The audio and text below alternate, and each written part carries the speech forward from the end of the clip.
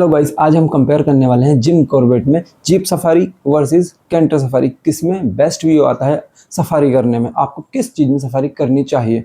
आप बने रहिए वीडियो के लास्ट तक। पहले बात करते हैं जीप सफारी की। जीप सफारी में टोटल 6 लोग जाते हैं मैक्सिमम, और मिनिमम जाते हैं 1 लोग भी जा सकता है अगर आपको सफारी करनी हो, और आपके साथ एक गाइड जाता है, वो गवर्नमेंट की तरफ से होता है। हमने 4 लोगों ने सफारी करी थी जिम कॉर्बेट में, जीप सफारी में, तो मैं आपको उसका एक्सपीरियंस बताने वाला हूँ, उसमें कैसा व्यू लगा। उसके बाद हमने कैंटर सफारी भी करी थी, तो उसमें हमें कैसा व्यू देखने को मिला, किस तरीके से एनिमल स्पॉट हुए, किस तरीके से हमने फोटोग्राफी करी।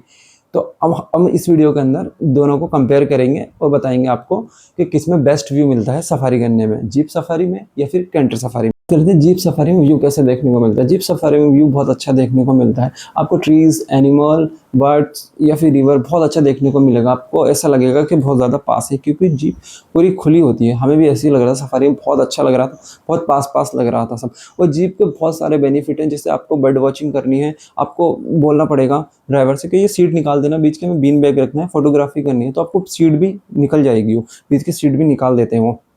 लेकिन कैंटर में ऐसा नहीं है, कैंटर में आप नहीं निकलवा सकते। कैंटर में बस आपको एक सीट मिलेगी सेपरेट, आप उसी पे ही सफारी करनी पड़ेगी पूरी। और एक बेनिफिट और लगा खुली जीप का, हमें जीप में सफारी करने का, क्योंकि कि हमें पीकॉक देखने को मिला। वो पीकॉक पेड़ के उस तने पर बैठा था जो रोड की तरफ निकला हुआ था। जीप खुली होने की वजह से हम उसको पिक बहुत अच्छे से फ़ोटो ले पाए, लेकिन हम कैंटर सफारी में वो फ़ोटो नहीं ले पाते, क्योंकि कैंटर ऊपर से बंद रहती है।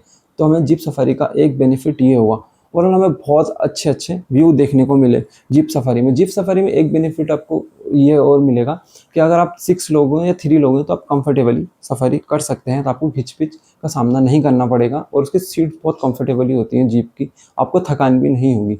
जीप में ये बहुत सारे बेनिफिट हैं जो मुझे लगे अच्छे। बात कर लेते हैं कैंटर सफारी। कैंटर सफारी में आपको कैसा व्यू देखने को मिलता है। कैंटर सफारी में भी आपको बहुत अच्छा व्यू देखने को मिलता है। जब हम कैंटर सफारी कर रहे थे तो स्टार्टिंग में हमें एक एलिफेंट का ग्रुप मिला। एलिफेंट के ग्रुप के अंदर बेबी एलिफेंट भी था, और वो बेबी एलिफेंट का हमेशा, जो एलिफेंट का ग्रुप होता है वो बेबी एलिफेंट को प्रोटेक्ट करके चलते हैं, उसको बीच में लेकर चलते हैं।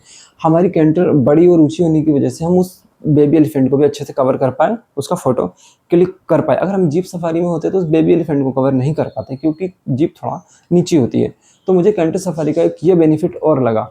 सेम चीज़ हमारे साथ एक डियर के ग्रुप में भी हुई। जब हमें डियर का ग्रुप स्पॉट हुआ तो वो भी ग्रास के अंदर था, तो ग्रास के अंदर, लेकिन फिर भी हमारी कैंटर ऊंची थी, तो हमने उसको भी अच्छे से कवर करा। तो ओवरऑल हम बात करें कि हमें कैंटर सफारी में भी बहुत अच्छे व्यू देखने को मिले।